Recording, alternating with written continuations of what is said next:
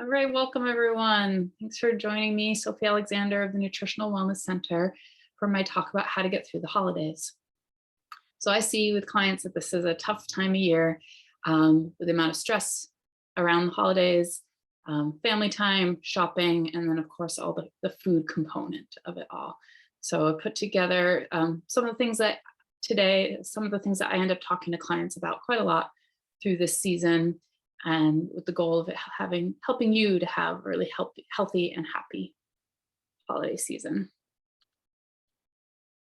I always like at the beginning of the talks, for those of you who don't know me, just to share a bit of my story and how I got into this work. So for me, gosh, I've had lifelong struggles with my health. They particularly came to a head in college when I got a lot of digestive issues, blood sugar handling issues came to the front with all the college food, and then I got Lyme disease right after graduating undergrad, and that became chronic. But in terms of thinking about with reference to holidays, one of the first things, of course, comes to sugar and my journey with sugar addiction. And I think I'll be sharing a lot of tips of things that I really practice and use because it has been such a journey for me to balance my blood sugar, to work on how I handle all the temptations. And that was such a key part was of changing my diet and working on these things to change the course of how my health has gone, right? And I'm here today because I think these things are so important, and more so than ever as we become more disconnected from food and have even more like non-food options available to us. And then that all the triggers, particularly the stress and emotional eating triggers that happen around this time of year, push things even more. As I was saying, the holiday season can be tricky, right? Um, it can be such a wonderful time of year, so much magic and so much family time, and then a year of so much challenging too, and bringing up a lot of issues for many people, especially around stress and food. I really do believe it doesn't have to be that way, and there's a lot of ways you can set yourself up for it to be less difficult and for success. So these here are some of my helpful dietary and lifestyle tips. So as I mentioned earlier with my own story, balancing blood sugar is just such a key piece. And so I'm going to start going through some steps of what that means and how that can help you. But a really big thing, number one, is to avoid skipping meals. So with the increase of stress hormones that can happen for many people, as well as the increase of treats that are around, there's more dysregulation on how your body is managing your blood sugar. And so if you're skipping meals, it contributes to roller coastering, right? And the more your blood sugar roller coasters, the more you have emotional highs and lows, you get hangry, right? You start to get, about trying to give you the feedback that you need to eat. And it's easier to succumb to cravings. It's harder to make rational choices about things that either that food doesn't make you feel good, or that it's a goal of yours to be having less of it or to be avoiding it for these particular health concerns. And just makes it harder to manage all of that. So skipping meals, and this is different than talking about fasting, right? Because fasting is a really deliberate avoiding of eating or eating in a certain window. But I say that's a different conversation than today. And I often find that, especially if people are dealing with a lot of stress, if they're already dealing with irritability, food cravings, brain fog, right? It's not a good time actually to be fasting. It's a helpful time to be eating protein first thing, within an hour upon getting up, and to be having regularly spaced meals. You don't have to eat every 2 hours or anything like that. You can be eating 3 times a day, but you want those to be nicely spaced, set hours apart of a meal that has protein, fat, and carbohydrates from vegetables and fruit.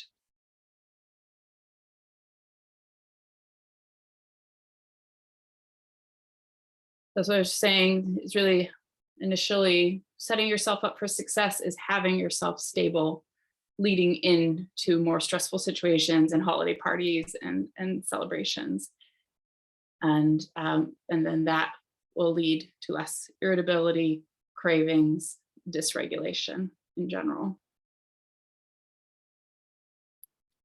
One thing that's really interesting about blood sugar and trying to, in general, minimize how much your body is spiking your blood sugar, right, is that if you're going to be having treats, say like holiday cookies or desserts, chocolates, things like that, is to have them right after you have had a balanced meal.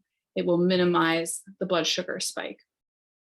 And so, because what happens if you have a dessert as a standalone, or if you have it as a meal replacement or anything like that, it creates this very quick, very high blood sugar spike, and then a sudden drop not too long after, right? And then that's when you're looking for what comes next, what do I eat next? And that's also where the irritability and the mood changes and start to happen, because it's such a stressful response on the body.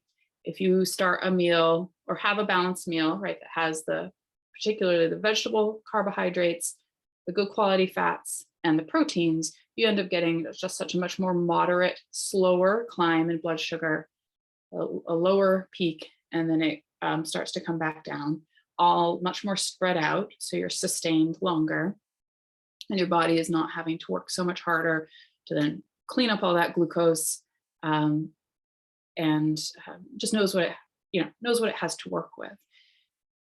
And so putting a dessert right after a meal, like literally as dessert instead of at your 3 o'clock energy slump, it doesn't have the same type of glucose spike. And this information was all figured out by folks who are wearing constant glucose monitors, which is a technology that has come out more recently. There's a really great book that just recently came out called The Glucose Revolution, where the author wore a constant glucose monitor for a long period of time and was part of the research and development of it, and observed all of these types of things that I'm sharing with you today. And it put together all these lifestyle habits, right, that we know really help. And we know what an impact it has in health overall when you're keeping your blood sugar stable.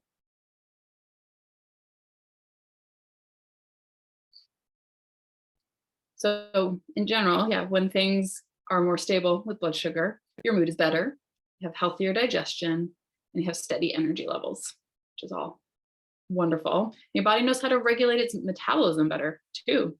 So it can lead to weight loss and healthy weight regulation. And so choosing healthy first, meaning so at these parties, I have a couple tips that tie into this, right? So this is thinking about a holiday party, you go and you know that there's going to be a big spread and there's all sorts of items out. This is just the same concept that I was talking about. Eating the healthier option first, whether that's the raw fruits or the veggies, the olives, the nuts, the cheeses, the shrimp cocktails, right? Having all of that first before getting into the chocolates and the cookies and cakes is going to have all of the benefits that I just mentioned. If you're heading into a party and you don't know what's going to be provided, I highly recommend, and what I do is I eat something particularly protein-based before I go. And then I'm already heading into it, not starving, not bottoming out, feeling satiated, and then I can nibble and I can have things, but I've already got that first step in place. If it's a potluck type situation, or you're being asked to contribute, then contributing some type of snack or appetizer that fits into this healthy first category is a really great way to go too. And another tip of mine is especially if it's a situation where you can bring things, to then bring the things that you know will be your temptation, right? My kiddos love corn chips, and corn chips do not love them, right? One child reacts really poorly to corn in general. It gives her major skin issues. And in general, the oils that our corn chips are made with are terrible toxic oils, right? The canola oils, the safflower oils, the sunflower oils, they're really hard on the liver. It's not a good fat. It's a major no-no in that for my family, right? And I say stay away from them. So they're so yummy though, right? So we often show up to these parties with bags of the Siete chips, which are a grain-free chip that are delicious. They're made with like coconut flour and chia seeds, and they are cooked in avocado oil. And so they're a wonderful, tasty alternative that can go with all the dips. Me personally, as I mentioned earlier, I'm such a sugar fiend. I'm always really tempted by the desserts at these types of events. And I generally am grain-free and very low sugar. And so it works better for me if I show up with some kind of dessert alternative that that I know works for me, and I know that I will love, right? And I will feel totally satisfied having. And there are a couple of resources that I'll end up putting into the chat of blogs that I've followed over the years where I make these types of alternative desserts. One of them is Elena's Pantry. It's a woman named Elena Amsterdam. She has several cookbooks too, but her website is all grain-free. A lot of her dessert recipes are either paleo or keto. And so paleo would mean they use honey and they use maple syrup. So they're alternative sweeteners, but some of them can still be quite high sugar. But at least there's no grains in the recipe, right? So I love her pie crust recipes and things like that. But because she has MS herself, she's moved more in the keto direction over the years too. And what that keto label means is that it'll be higher on the good quality fats and much lower on the sugars. So if she uses any maple syrup, it might be like a tablespoon in the whole recipe and things like that. So she's a wonderful resource. I love how straightforward her recipes are and easy to make. I also like Wellness Mama overall too. I can't remember her actual name off the top of my head, but she's an amazing podcast. She has a lot of recipes on her website and makes some great like shampoos and toothpastes and things like that too. But those are two of my big go-tos. I think the longer that you live this type of lifestyle and eat in alternative ways, the more you start building your go-to recipes that you have where you can use for your celebrations. And I'll talk about that a little bit more later too. All right, yeah, so this is just finishing up my previous thought, which was when you eat all these healthier options first, right, you're gonna have less urge to overindulge into the chips, cookies, and cakes. And it just makes the whole event or party that you're going to more enjoyable. You won't feel as tired and bloated later or have the hangover, the sugar hangover that so many people have after these events. Should have seen the week in the clinic, in my office after Thanksgiving. It was a rough week in terms of, especially people newer to working with me, just navigating their first Thanksgiving, food journaling, and trying to have healthier options. And a lot of folks just ended up having a real concentration of grains and sugars all in one day or all over a couple days. And they felt really yucky for it. But I say, hey, yay, you're listening to your body now. You're paying attention. You see how these foods are affecting you. And then you can learn to see how you'd like to do it differently. Yes, please give away the leftovers and treats. Right? You probably wind up with so much extra food between gifts and meals and surprise visits and gosh, the cookie exchanges that happen, or just all the cookie making that some households do, right? And so how wonderful if you can pass that along, if you can send stuff home with your guests, or if you can make up plates to take to people who you know aren't having such celebrations, or if you can donate them, right? There's just no need to eat it all yourself and get the temptations out of the house, right? Out of sight, out of mind. I think it's really successful. One successful action is, if you feel like you don't want to change up your holiday patterns for your actual holiday meal, or you have all these traditional foods that you make together with your family, wonderful, have those celebrations, choose to celebrate in that way, but keep it concentrated to that day, right? And have your celebrations and then have it be over and go back to the new ways that you've been learning to eat and the changes that you've been making around it, right? So that will keep you attaining like all the wins you've been having of improving your health through your diet and lifestyle changes, versus this slow like kind of decline that happens as sugar starts to dominate again. And don't forget to move, right? It's really been proven, especially with the folks wearing the constant glucose monitors, that exercise lowers our glucose curves. It helps take the extra sugar into our muscles where it gets used. And adding in movement can just benefit you in so many ways, right? If you have a really big meal, having a walk right after it will have that meal impact your blood sugar levels less. And of course, it can just lead to community, taking a walk together, and just lifting your own spirit. And so getting outside, seeing the sun, right? All these benefits of just moving your body.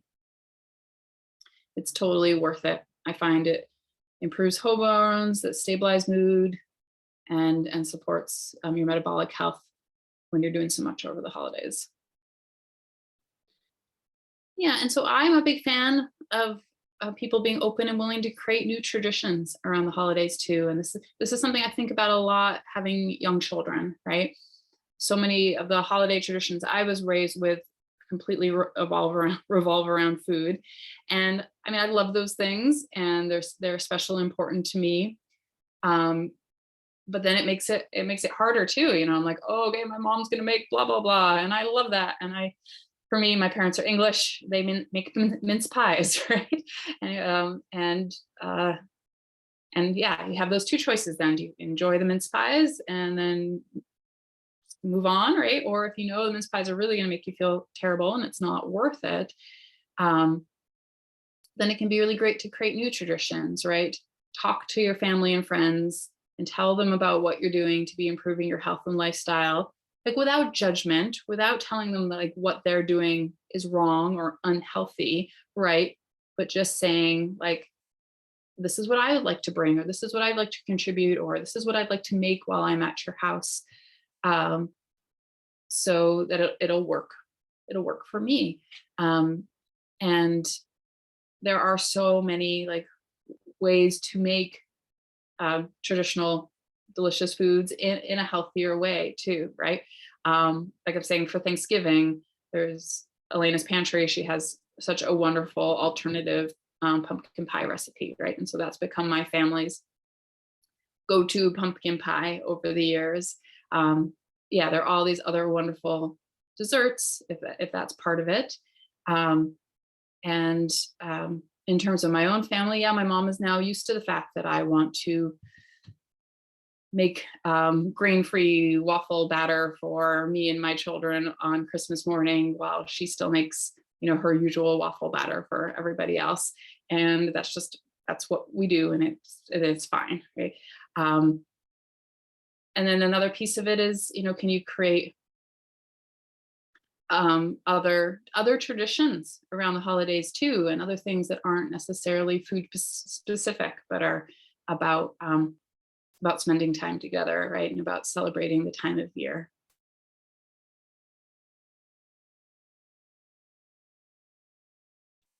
And then this is a tricky one, right? That I think the longer you've been living a different type of lifestyle and eating in a different way, and you're feeling the benefits from it, it becomes worth it to say no, right? It becomes worth it to just not have some of these things that don't make you feel well. And because there can be, a lot of guilt of this time of year. A lot of things are someone's making for you, especially. So my first thing that comes to mind about saying no is about saying no to certain foods, or, being offered an alcoholic drink and being like, oh, I'm not really drinking anymore. But it also can just be about saying no to things in general, right? Like having less on your plate, not feeling like you have to attend every obligation, saying no in general, setting those personal boundaries can be a really wonderful thing to be doing, to be taking care of yourself.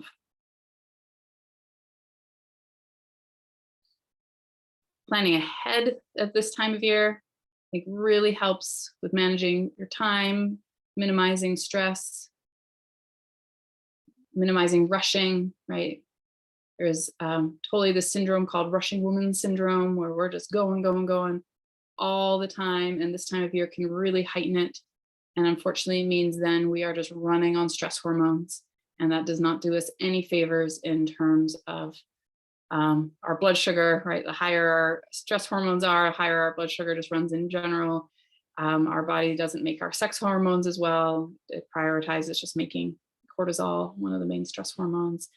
It doesn't help us with our metabolism, weight loss, things like that. So slowing down and planning ahead, tremendously helpful. Online shopping, I think, has been a game changer for me over the past few years, because you can just, while it's fun to browse in the stores and actually touch and feel things, like I love all of that, but you just have more freedom of time, how you're organizing yourself, gosh, taking advantage of sales if you like, things like that. Yeah, just helps so much with that time management, particularly if there are a lot of people on your list that you're trying to take care of with gifts. And yeah, if you go out shopping, trying to do it with someone else so you can share the list and you can bounce ideas off of people, and it can be like a fun social event as well, or a time for connection. And then please, yes, give yourself a break. Just be gentle with yourself, cut yourself some slack, right? We talk so much about this being a season of kindness and forgiveness and generosity. And then I don't see people applying it to themselves, right? They're just trying to take care of everybody else. They're trying to make everything perfect. And then it just doesn't serve them. It doesn't serve their health. It's been a big lesson for me as a mom of 3 and as a business owner. And just someone who's going all the time, right? I feel like I've really lived through, or I'm actively living through and actively working on what it means to slow down, right? And cut yourself some slack and realize that you are doing enough, right? I am doing enough. And because it's really come to my attention that you can be doing everything else, quote unquote, right? You can be eating really well. You can be taking highest quality supplementation available to people. And I mean, if you're not practicing these other things like getting enough sleep, getting enough downtime, that having that internal monologue being positive and affirming and gentle, the power of stress hormones and the power particularly of cortisol is really, can really dominate. And it can, I'm not saying that it will undermine all these other positive things, but you can really, I personally have seen it really make it feel like I still have things not going well with my health, that were supposed to be being addressed through diet and supplementation, but so much of it was lifestyle. And so if you are needing help in any of these areas, or you're needing guidance yourself, you're struggling, we at the Nutritional Wellness Center, we live it personally, we see it regularly with our clients, and we are here for you. So please do not hesitate to reach out, and we are here to help. Thank you so much for joining me today.